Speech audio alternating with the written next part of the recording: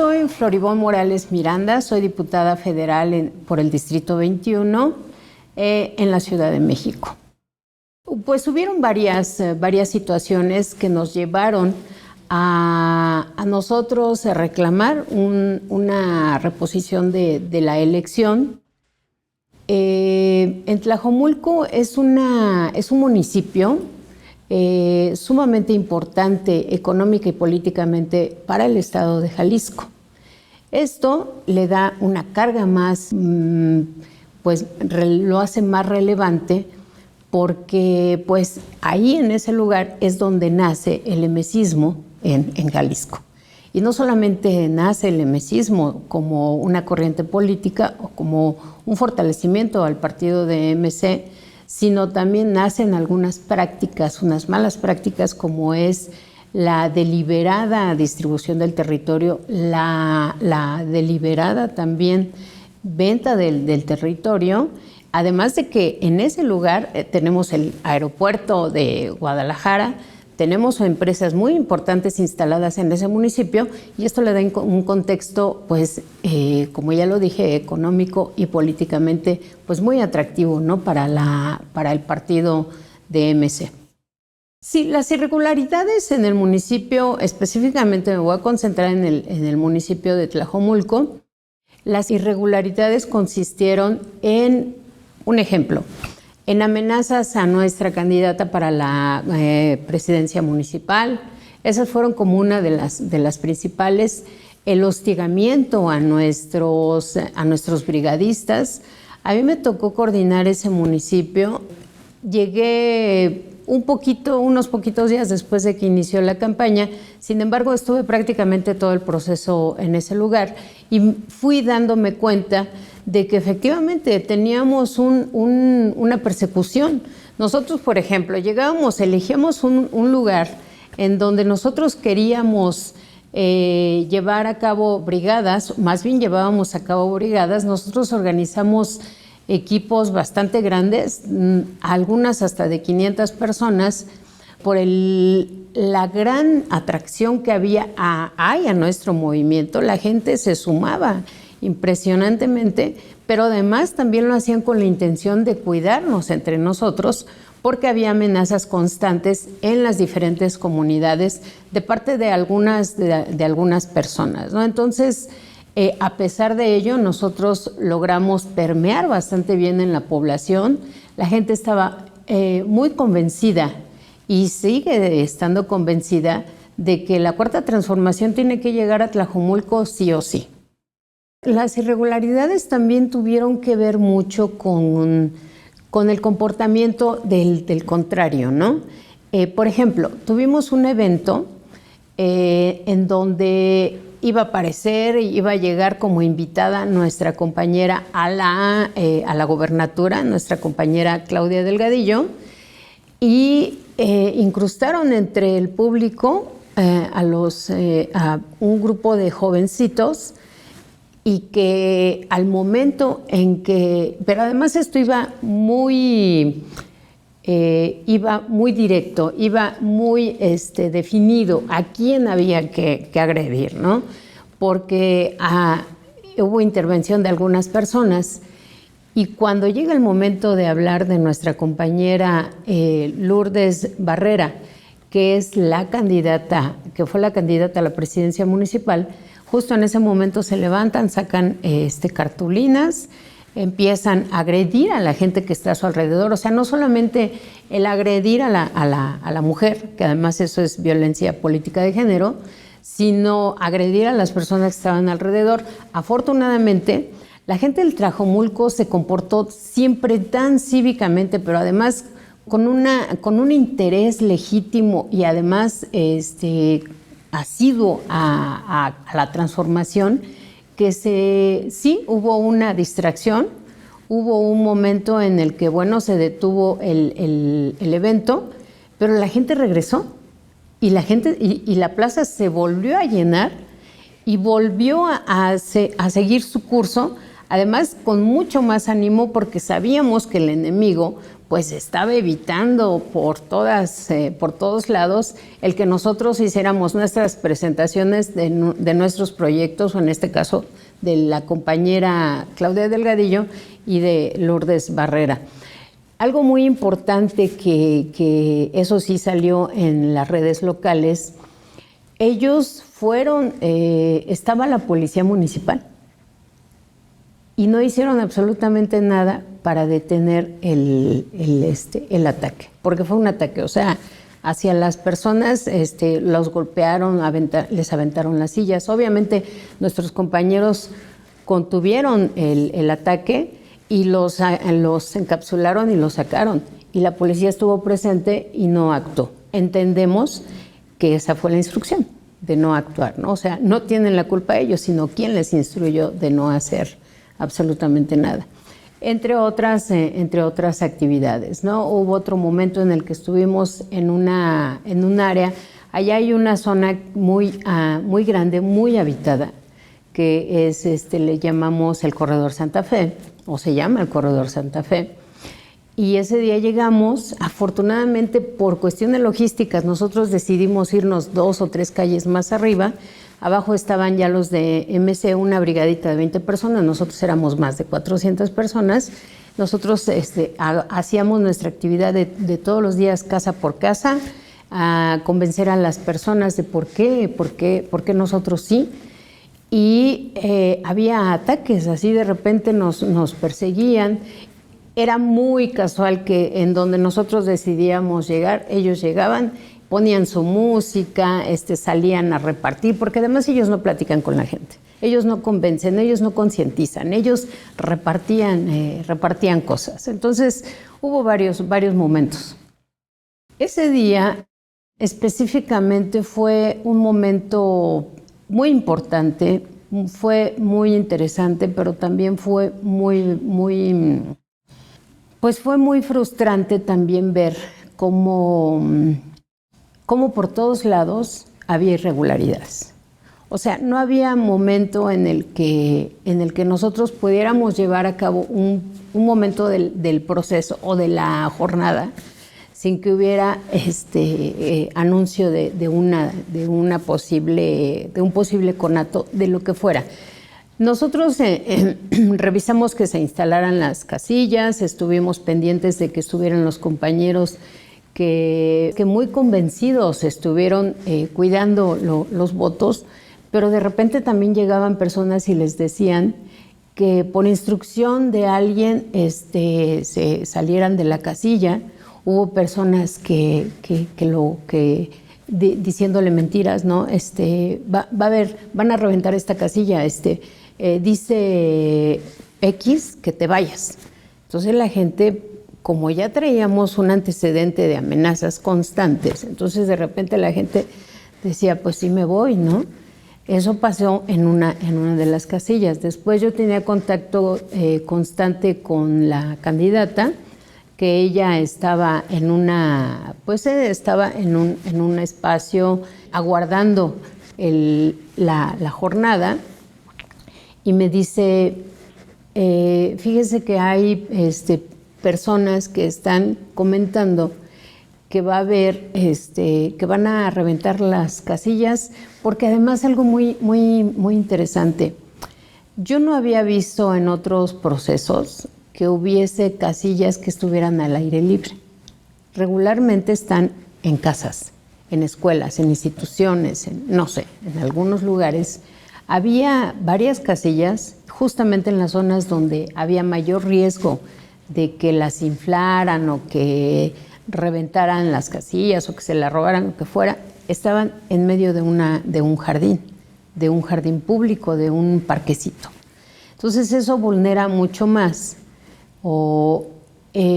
y permite que cualquier persona prácticamente estuviera cerca de los paquetes que debía, y que además era responsabilidad del instituto, por resguardar, ¿no?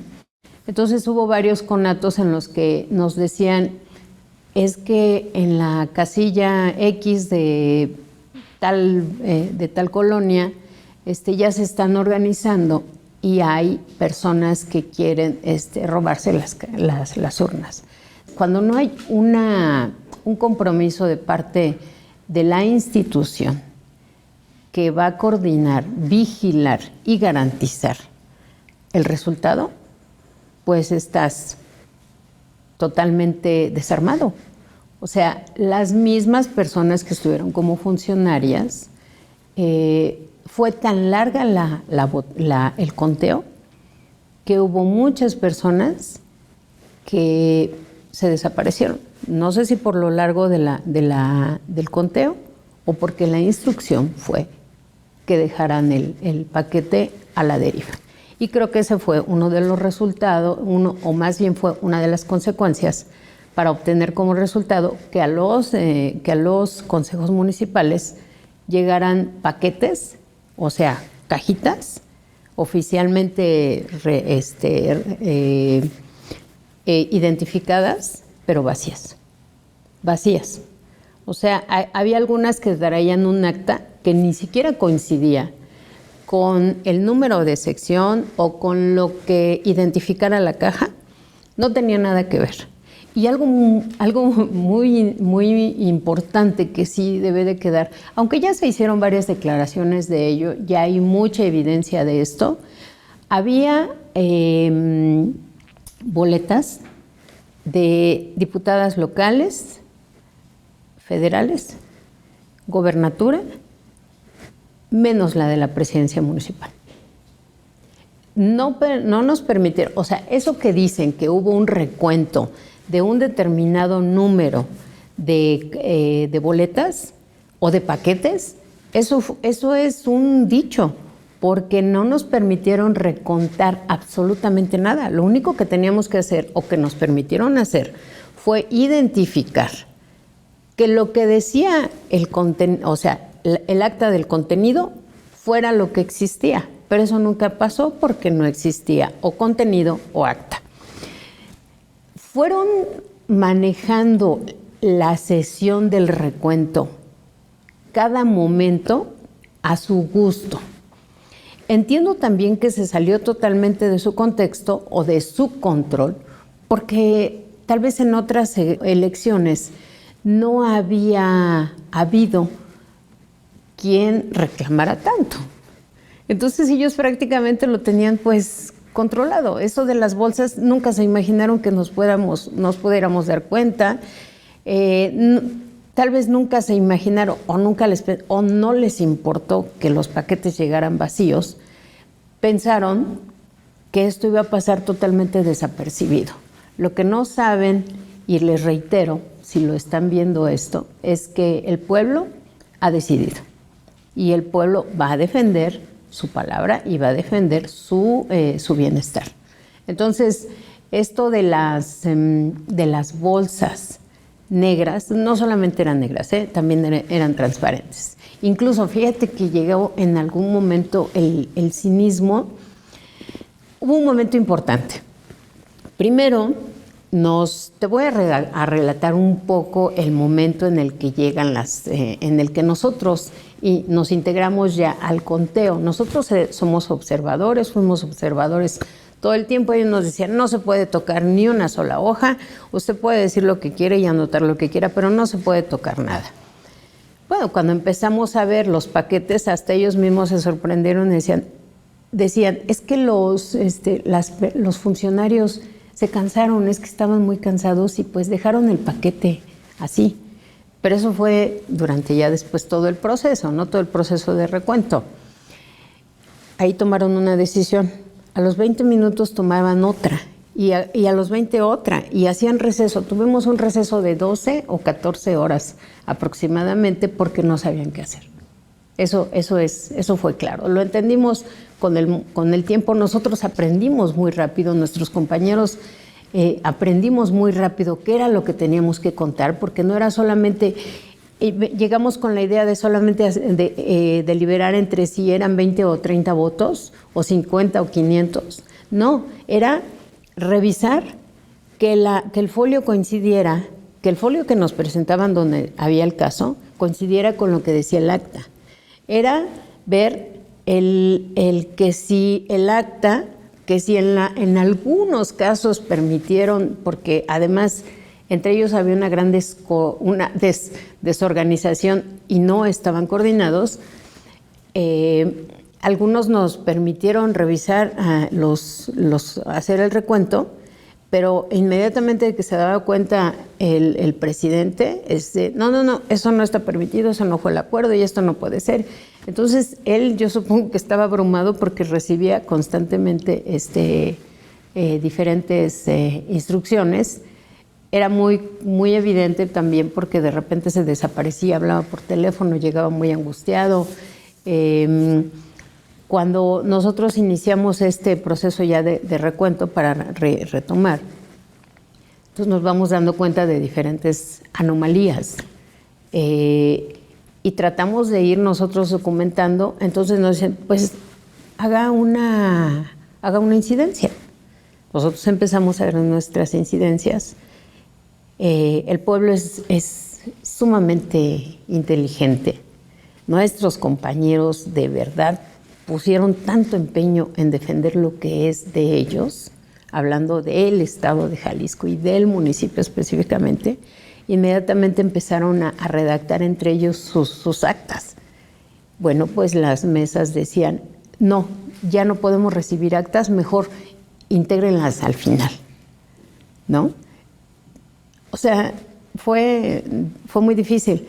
Cuando llega el momento crucial en el que sale el anuncio en redes de que encontraron a personas con bolsas de basura con las actas, entonces les cae el 20 a todos, o les dan la instrucción de que tienen que recibir todo lo que llegue. Y cuando llegaban a entregar esas bolsas, nosotros empezamos a documentar. Hay muchos videos en donde entran con las bolsas. Hay videos en donde, fíjate, es ahí donde se pierde o constatamos y se comprueba que la cadena de custodia está totalmente perdida, no existe.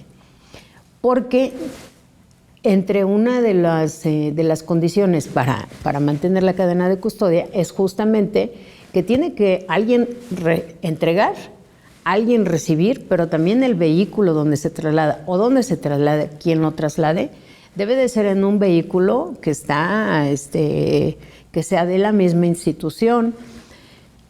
Bueno, pues llegaban en carros particulares. Sí llegó una camioneta. Ahí hay un video donde llega una camioneta del instituto y baja algunas bolsas, pero un carro estaba estacionado junto y del carro bajan las bolsas, haciéndonos creer que las bolsas venían en el mismo vehículo.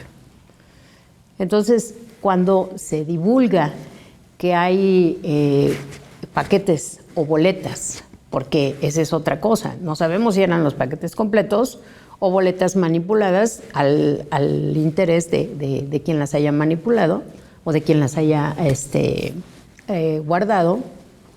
Cuando ese momento llega, entonces casi de inmediato empiezan a llegar paquetes en bolsas transparentes y bolsas negras. Cuando llegaban decían, ya llegamos, y entre ellos hacían mucho ruido y aplaudían, ya llegamos, traemos otros paquetes, como haciéndonos pensar que no estaba fuera de la ley, que no llegaban como ladrones con bolsas. Sin embargo, pues no sabemos qué contenían esas bolsas, no sabíamos qué tipo de boletas se iban ahí, hablando de si eran de la presidencia, si eran de la gobernadora, si era no sabíamos. Finalmente fueron cambiando y además era un espacio bastante grande, con un patio bastante grande. Y nosotros al principio tenían las mesas dispersas, algo muy civilizado, muy amigable. Al final pusieron todas las mesas de un solo lado, pusieron cinta amarilla para que nadie pasara. Pero fueron agotando a la gente. Afortunadamente nuestros compañeros nunca se rindieron, estuvieron ahí. Hay quienes estuvieron casi 72 horas en el lugar y le apostaban al cansancio. Ellos sí decían, sesionamos, se iban a comer, se iban a bañar, regresaban y nosotros estábamos ahí esperando a que se reiniciara la sesión, ¿no? Entonces, sin embargo, nosotros nos mantuvimos, estuvimos siempre al pie del cañón, resguardando una sola cosa, el deseo del pueblo. No eran intereses particulares. Yo soy diputada en la Ciudad de México, sin embargo, nosotros hemos siempre compartido nuestro trabajo, nuestra poquita experiencia y nuestro deseo de transformar a nuestro país en cada rincón. Y nos falta Tlajomulco y nos faltan algunas partes de Jalisco y lo vamos a lograr, ahora o muy pronto. Compañeras y compañeros de Morena, a la ciudadanía en general, los invitamos a ver 4TV. En van a poder encontrar información sin sesgos, información que a todos nos puede interesar y contribuimos a la comunicación y a la circulación de la información. Muchísimas gracias.